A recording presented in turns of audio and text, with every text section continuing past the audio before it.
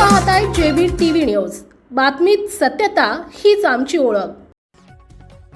चारित्र्याच्या संशयातून पत्नीची निर्गुण हत्या, फरार पतीला पोलिसांनी केले जेरबंद।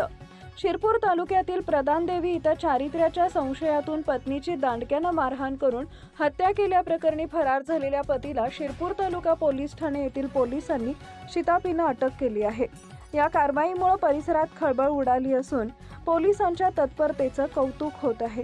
30 जानेवारी रोजी घडलेल्या या घटनेत अणाबाई पावरा वय वर्ष 35 यांच्यावर तिचा पती पोना पावरा यानं लाकडी दांडक्यानं वार करत अत्यंत निर्दयीपणे हत्या केली होती। घटनेनंतर आरोपीनं आपला मोबाईल बंद करून पसार होत पोलिसांना चकवा देण्याचा प्रयत्न केला।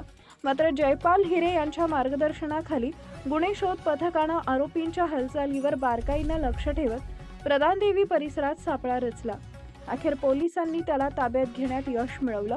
प्राथमिक चौकशीत आरोपीनं गुन्ह्याची कबुली दिल्याची माहिती पोलिसांनी दिली आहे। ही कारवाई श्रीकांत धिवरे, अजय देवरे तसेच सुनील गोसावी यांच्या सूचनेनुसार पार पडली। सध्या पुढील तपास मनोज कचरे करत आहेत। या घटनेमुळे प्रधानदेवी परिसरात भीतीचं वातावरण निर्माण झाले असून आरोपीला कठोर शिक्षा व्हावी अशी मागणी नागरिकांकडून व्यक्त होतीये।